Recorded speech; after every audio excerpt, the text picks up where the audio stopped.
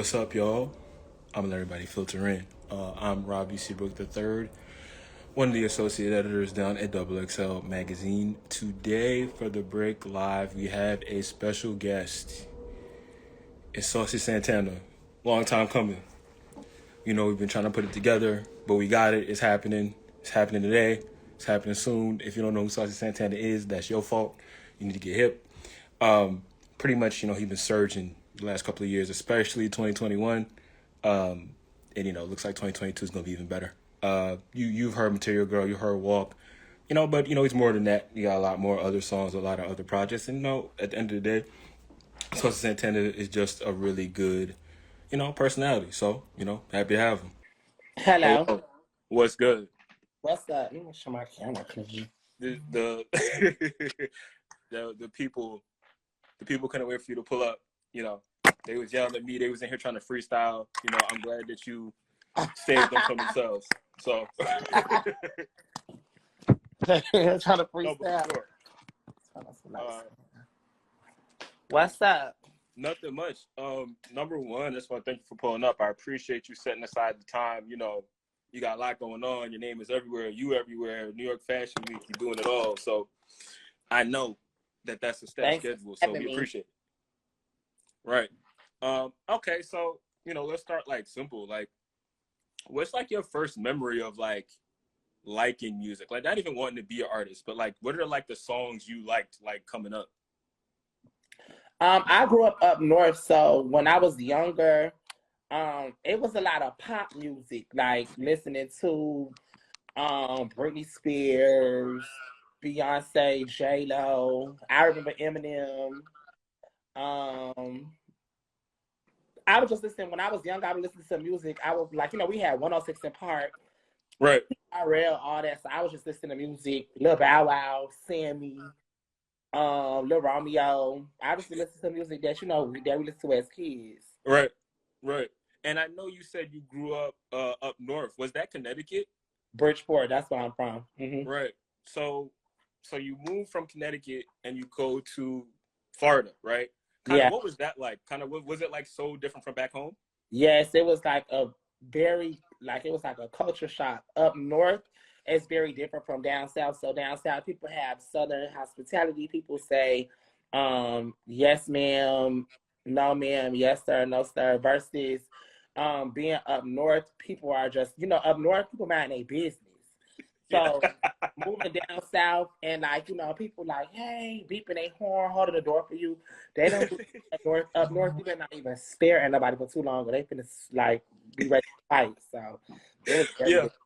No, I totally understand. Yeah, I'm from Brooklyn. I had to adjust the same way. Like people are way nicer. Like nobody is saying hi to you in the street. That's not a thing. Like up north, people not stop you to say hello. No, it's not happening. Right. So I know that you got into music basically out of like necessity. Y'all needed a theme song for your podcast, and you were like, "All right, I'm gonna give it a shot." Yeah.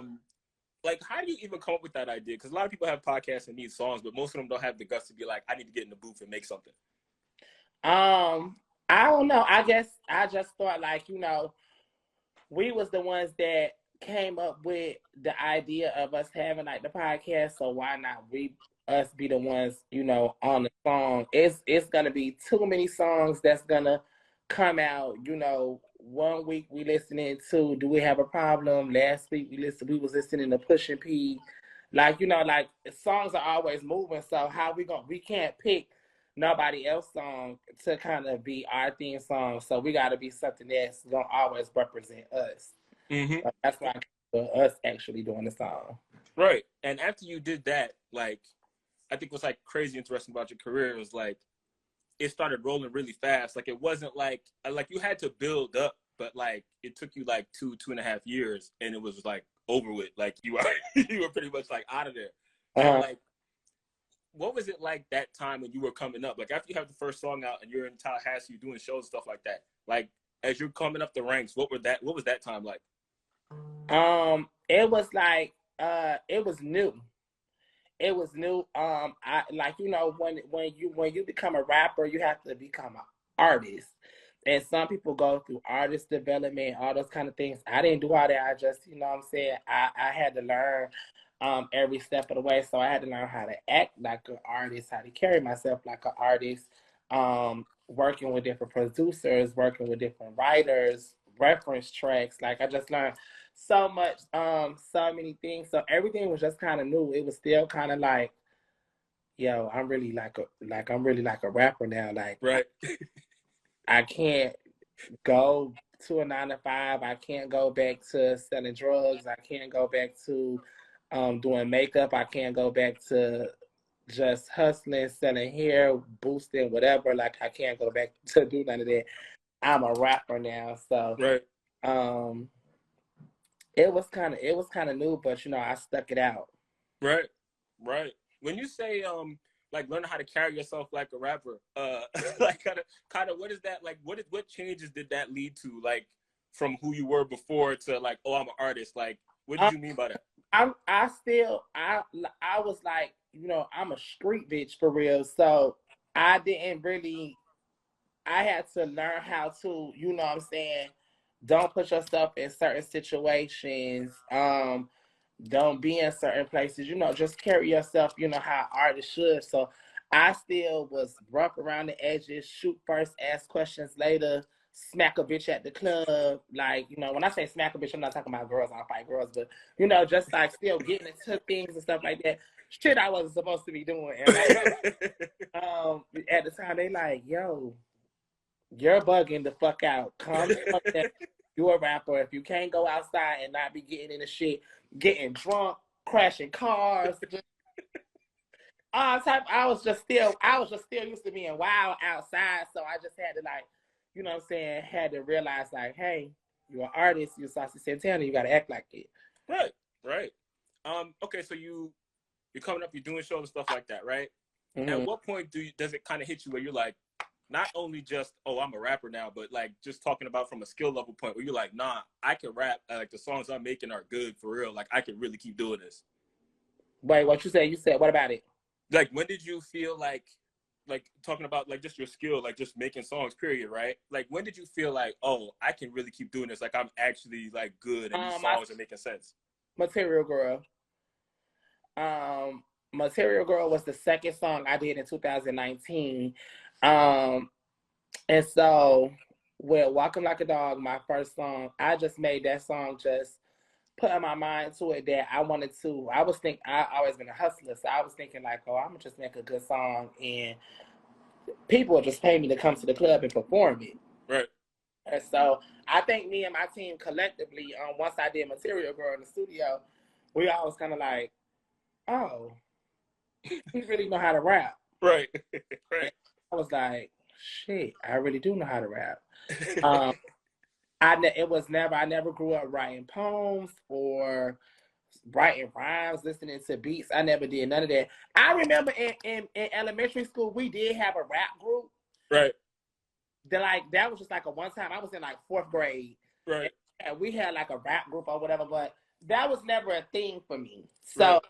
It was just like once I did Material Girl, and I was like, I know what I'm doing. And so that's when we really started. That's when my team and my label started taking me serious. Right. So you said it was the second song you made in 2019. Where does that land on like songs period you made ever, right? Like what was it like? That was like probably were you even at 10 songs yet when you made Material Girl? That was the second song. So that was the second song ever. Yeah, that was the second song after Stream Cut Coming to Me. I had like a little EP.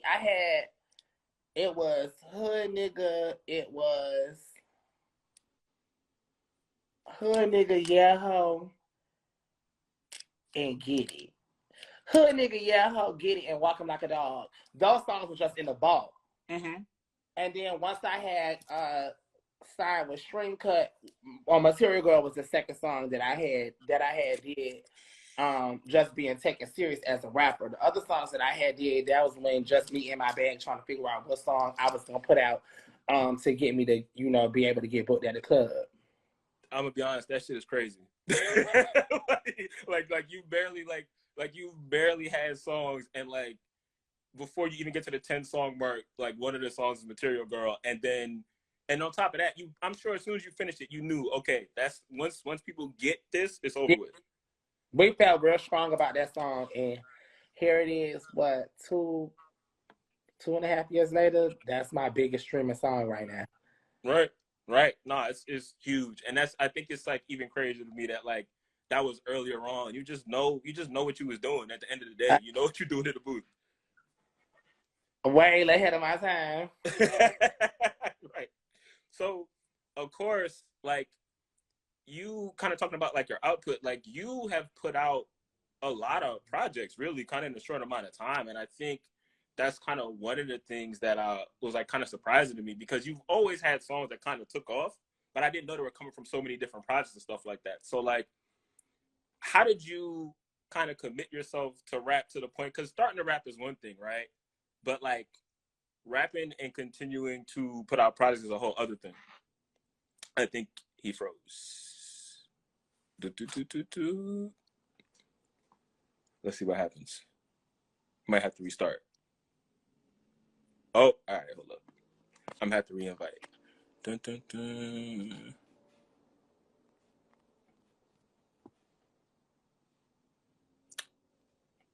All right. Hello. You're good. Yeah. You hear me? Yeah. Okay, cool. All right, so yeah, like I was saying, like kind of how did you go from like not making music at all to now you're in the studio and you churning out projects left and right and you just keep rapping and keep rapping and keep rapping? Like what was motivating you? I just felt like I was a new rapper. This was a new lane. It hadn't been done before. I felt like I needed to be in everybody's face all the time. So I didn't feel like I wasn't an established rapper to be like, oh, I ain't dropping again until next year. Or like, right. Some of our favorite rappers, we still begging Rihanna for music. Everybody's waiting on Cardi B's next album. Everybody's waiting on Nicki Minaj's 5th album. So I felt like I wasn't established artist to be like, oh yeah, I'm gonna drop it in. You know what I'm saying? I'll see y'all bitches next year. So I'm gonna drop it and I'm gonna see y'all bitches in a couple of months. You know what I'm saying? Just trying to put out as many it's just as many hits as possible. It's an analogy that JT used before in the interview, and it always stuck with me. I didn't ever scam, but she was talking about that was her past life, and she always talked about how I know scammers, I date scammers. She always talked about how if she have a credit card and the credit card don't go through, bitch, you got to type in another number and see, you know what I'm saying, what's gonna go through. So what piece gonna hit? So that was my formula. If I drop a thing and I don't get no hit out of this, or I get normally out of every project I always had a little song that would buzz. But if I drop this and I don't get no hit out of this, I'm finna drop again and see if we can pull a hit out of this, and then I'm finna drop again and see if we can pull a hit out of this. Out of whether the album is 18 songs, 13 songs, 15 songs, I need to be able to pull something out of this body of work. And so and that's how I'm to the place where when Walk come on, you go crazy. When Material Girl come on, you go crazy. When Here We Go come on, you go crazy. I'm able to have, when Shisha come on, you go crazy. I'm able to have I'm able to have several songs in rotation at one time that I could go to a club and they could play, and I've seen it. They could play 15 minutes, 20 minutes of Santana straight, and the club losing their mind because I have a big body of work. And I was able to pull a lot of, even if they wasn't big hit songs, I was able to pull out a lot of bops. Mm-hmm. Right. And people fuck with the music. Right. No, 100%. What was kind of the first song that you noticed on your own, like, oh, this is taking off? Walking Like a Dog. I put that song out and it did a million plays on SoundCloud in a week. I was just Santana on the beat on Instagram.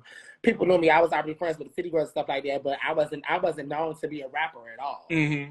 So it's like, when sometimes people say, I see people like, oh, the City Girls put you on, you want to be shit without the City Girls. When y'all knew me from the City Girls, I was doing makeup. I wasn't a rapper. Mm-hmm. A hit song is what put me on. Right. No, and so it's like, that's when I kind of knew, like, oh shit, because I wasn't like City Girls had been rapping. I was never asking them like, I want to do a song with y'all. Can we do a song? Right. Friends, like them my sisters, you know. So right. It was like, shit, I didn't know I was gonna be no rapper. That wasn't even my thing. I was thinking hustle at the time. I'm doing makeup, I'm selling hair, I'm boosting all type of shit. So I want to give me some money. Right. But when I put that song out, no label, no nothing, just uploaded that bitch on SoundCloud, 1 million plays in a week. I was like, okay, hold on now. Cause you know, I see a lot of people. You see a lot of influencers, you see a lot of comedians, you see a lot of people on the internet that they be an influencer. The next thing you know, they start rapping or they try to drop a freestyle or something. And it do not happen for them. It do not happen for them. No shade. So it's like, you know, it wasn't about who I knew or what I was or how popular I was. It was I had a good motherfucking song. Right. And continue that since. Right. Right. At the end of the day, that's what it just comes down to. Like, do you have songs or do you not have songs? And you had them. And you started with one, and then it just kind of kept going. You kept finding more and more and more. And it just, I think what's like really like cool about it is like your 2021 was like crazy. Like, in all reality, like you were already popular in 2020, but like 2021 from like end to end, it went from like, everybody knows who you are, but then we see you everywhere, like by the end of the year. And I think, like, kind of what has that trip been like? Like, what was that like? Just the last year, like, what was that like?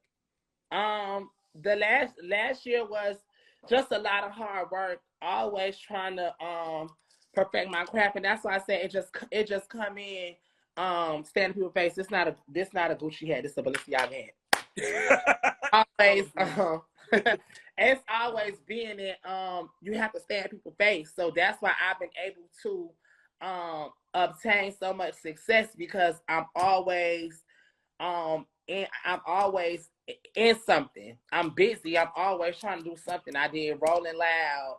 I did I performed at the NBA game. I'm just always in something. I'm always putting out music. I'm always uploading content. Creating content for my songs. I'm just always in some shit. And then I'm a high demand, you know, people fuck with me, so I always, you know, get a lot of opportunities and stuff, but I just always keep myself productive. And that's the way, that was basically the key. I'm just like, I gotta be in something. I need to be doing something. I turned down a lot of shit too.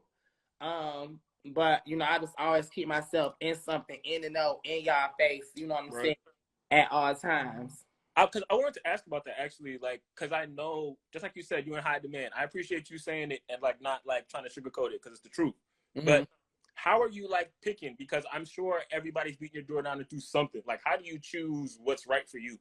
I'm very I have a great sense of discernment, so I observe everything. I take my time with things.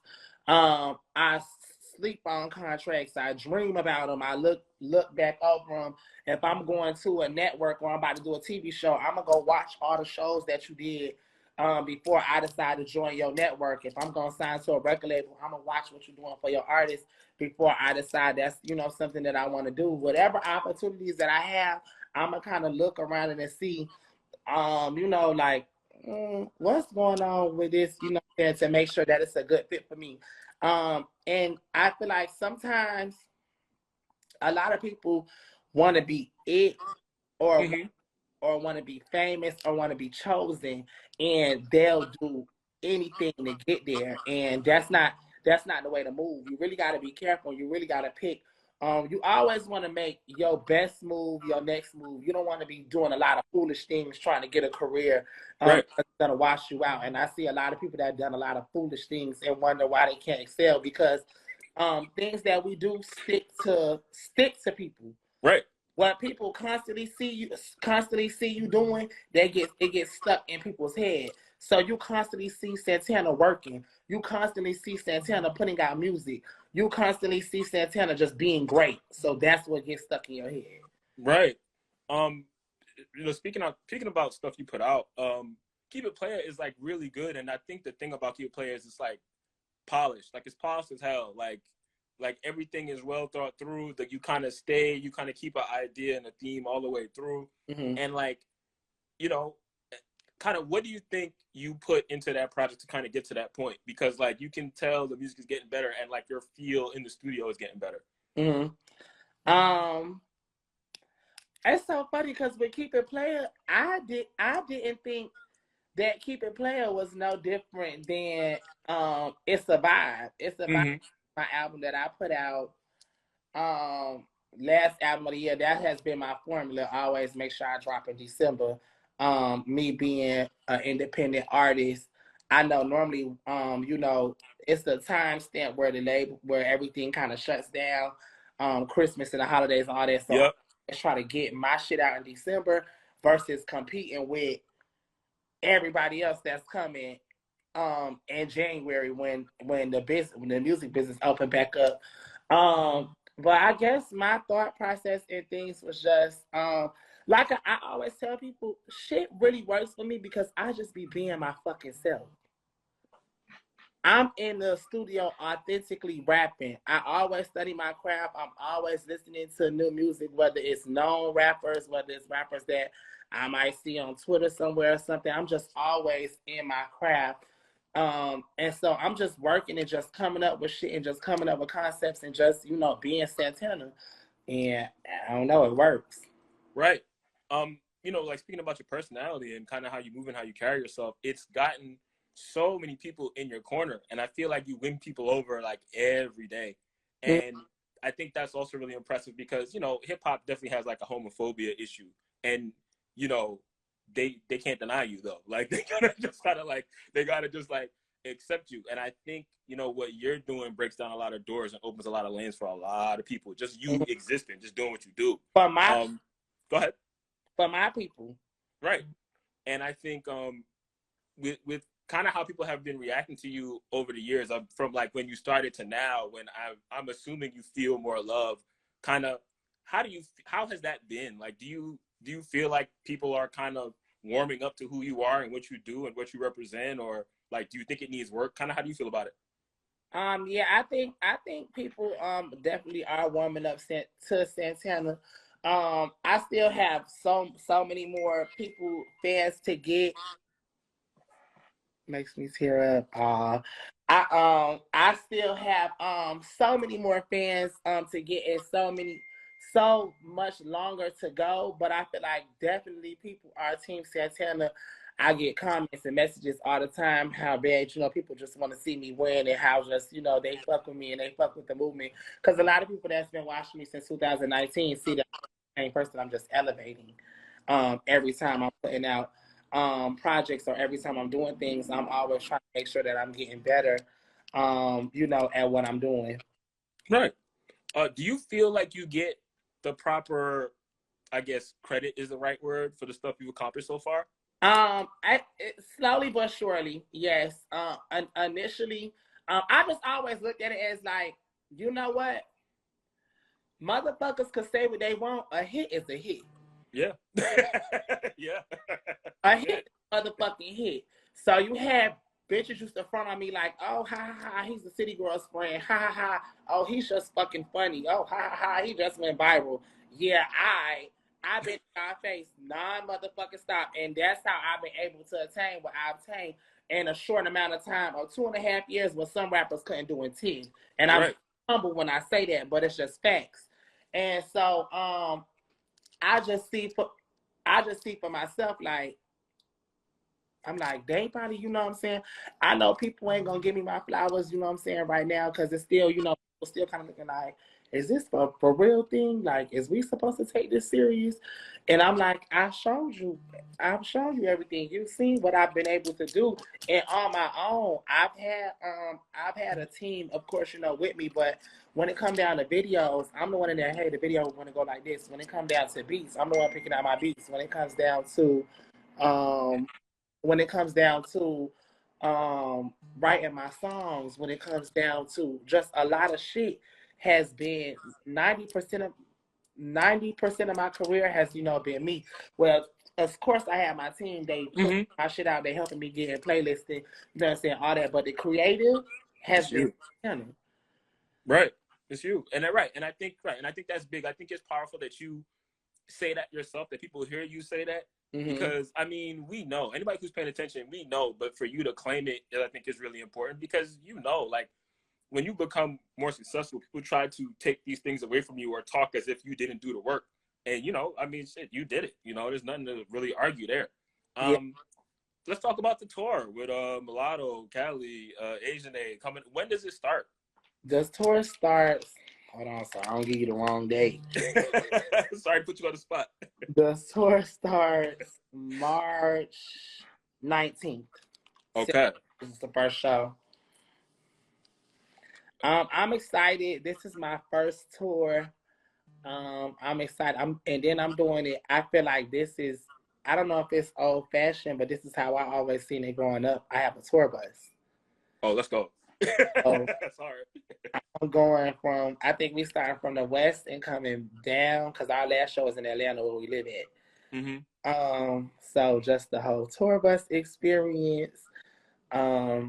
Every day having to perform, getting out there, mic checks, and just all this shit. I'm just excited. I'm excited to.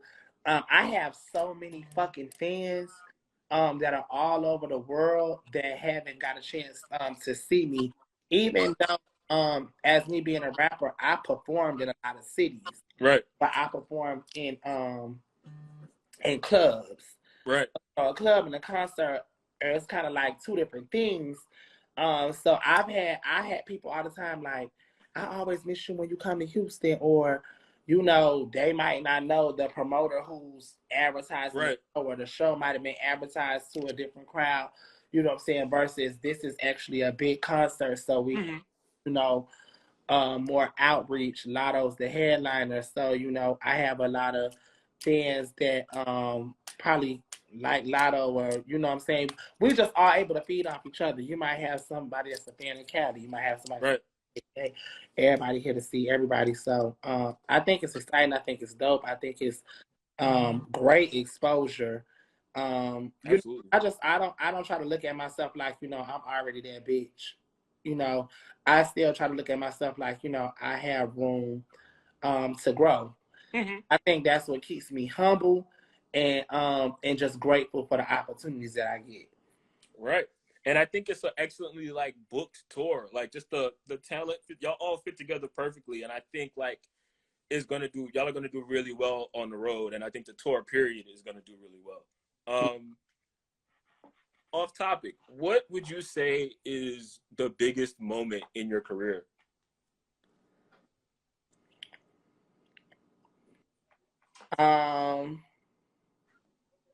It probably might just be a little expected because it just happened. But the biggest moment in my career that y'all know of, I think, has been Fashion Week in New York. Just being in the rooms that I was in, being around people that I was around, sitting front row at a fucking fashion show like I'm Cardi B or somebody, and them playing my music. The models are walking to, and this isn't the first time that I heard one of my songs in a fashion show, because in 2020 I was Walking Like a Dog was in the Kim Sway fashion show. But for me to be there, and fashion shows, it was so funny because at Fashion Week everything is serious. It's like, Right. I live in Atlanta and I'm ghetto, so we standing on couches, it's strippers everywhere, BBLs. It's a hookah at every place you fucking go. We have hookah, we have Casamigos, red, all that. So, I'm out of my element, and what I'm saying, Fashion Week, we doing, we drinking champagne, and it's very, what I'm saying, it's like, okay, you with the elites, so you just got, Right. you got to be classy.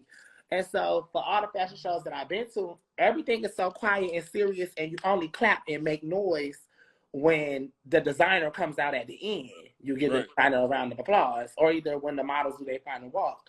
Right. So we just sitting there in the middle of a fashion show, and Material Girl come on, and the models start walking, and the whole motherfucking building was like, Material Girl. Right. And I was like, wait, we ain't supposed to do. You ain't supposed to. We ain't like this. Like no, this a fashion show. We not at a concert. We not. And it was like everybody couldn't help it. Black people, white people, green, Right. polka dot people. Everybody was singing my motherfucking song. It was just like, oh shit. I'm hosting the after party. I'm taking shots with the chief editor of Harper's Bazaar. I'm like, what the fuck, Santana? Like, what? I'm with Lala. I'm with Coyle Ray. I'm meeting, you know what I'm saying, all these big models, these very important people. I did an interview on fucking E News. Right. So I'm like, what the fuck? So it was just really mind blowing and very motivating for me. Right. No, that's beautiful. I think it's beautiful because you get to experience that and also see your songs out in public and see how they resonate with people. And it's not a party. It's a fashion show, like you said. It's not a party. It's not a concert. Like and people just losing it. Like I think that just shows how far your reach is. Mm-hmm. Okay, so let's talk about your newer music and the stuff you have coming up. I know you're on the song with Tay Money, and you also have the song with Rehab coming. Yep. I got a song with Tay Money. Hello, it's out now. We have the song in the video. I have a song with Rehab. I was supposed to announce it today or tomorrow. With Rehab. Tay Money is a rapper. Rehab is a popular EDM group. So I'm really excited for that because that's a new sound for Santana. And this year, that's something that I plan on doing. I used to limit myself into being just the urban hood rapper. I had to get into the mindset that I'm an artist. So I could do anything. You have Cardi B that make a song WAP about having wet pussy with Megan Thee Stallion, and then she goes over and do a song with motherfucking Maroon 5. Right. So it's like, I could do everything. Actually, in a couple of months, I have a very, very big song with he's like pop rap. Song. I have a feature coming. You know what I'm saying? So it's like, we touching all bags this year. We right. Everything. What's something most people don't know about you? In real life, I be dead ass serious. In real life, I be dead ass serious. So I know sometimes a lot of people, I'm very relatable. A lot of people relate to me and love me on the internet. So, and so they kind of think, like, people just feel like we know Santana, we love Santana, right. Santana's my spirit animal, blah blah blah. But I am very serious. Right. 9 times out of 10, if you see me in person, I'm probably shopping, I'm probably at the airport, or I'm probably running errands or something. I'm doing something regular. And so I know that I'm a celebrity and I know that I'm famous to people, but I still I try not to let that dehumanize me. I'm still a person. So if I'm at the grocery store on a Tuesday with no haircut, kind of looking fucked up, just coming to get some soda or a candle or something, I'm chilling today. So I have a thing I do with people like, are you Saucy Santana? I be like, not today, but it's nice to meet you. I make sure I'm still nice and polite to people, but I'm very serious in person. I don't know. People do a lot of weird things, so I don't know. You might come to me. My security might be on the defense. I don't know if you're coming up to slap me, spit on me, mace me, cut me. Right. Right. I still got a street mindset. I don't know you. You don't know me like that. I know you. Of course, you know of me, but I'm very kind of serious in person. You have to catch me in. You just, I'm an energy person. I'm a vibe person. So I just read energy and vibes. You just have to read my energy and my vibe. I'm always going to be polite in any situation. I'm serious, but not disrespectful. But a lot of times people might see me and be like, Carisha, please. And all that. I'm like, shit. Speaking of that, what's your best interaction with a fan? What's my best interaction with a fan? I feel like they probably are the same. My fans, when they just see me, they just excited. They just excited. They just excited all the time. So what I try to do is to make to give somebody a best reaction, because every time you see me, like I said, we still regular people, so some days my lashes might need to be done, or I might need my nails done, so I don't always like to take pictures every time somebody see me, but I always try to leave them with something, whether I'm very polite to them, whether I'll FaceTime your best friend real quick. I'm gonna tell them, hey, whether we in a store and I let you put all your stuff on my tab and pay for your things. I just always try to leave something where people to feel like, you know what I'm saying, damn, this is why I love Santana. Even if you couldn't get a picture, you'll always have something for you to know that, Santana fuck with me how I fuck with him. Regardless, gang, probably, 9 times out of 10 when I'm on live, or when you see me interacting, I'm on live at home in my own space, comfortable, wanting to be on the internet, entertaining you. When I don't want to be entertaining, when I want to be Rashad, I'm at home, I'm chilling, or whatever. So I just always try to leave people with something like, damn, he really fucked with me. Like, all right, so to start to wrap it up, like, with your career, everything you've already done, like, kind of where do you want to see it go? Like, kind of what are the things you see for yourself? Mega star.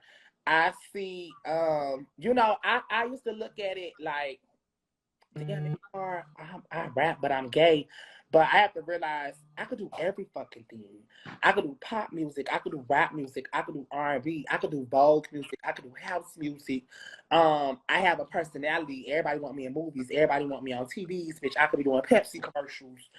Everything. So this year we taking over every motherfucking thing. So don't be surprised at nothing that you see.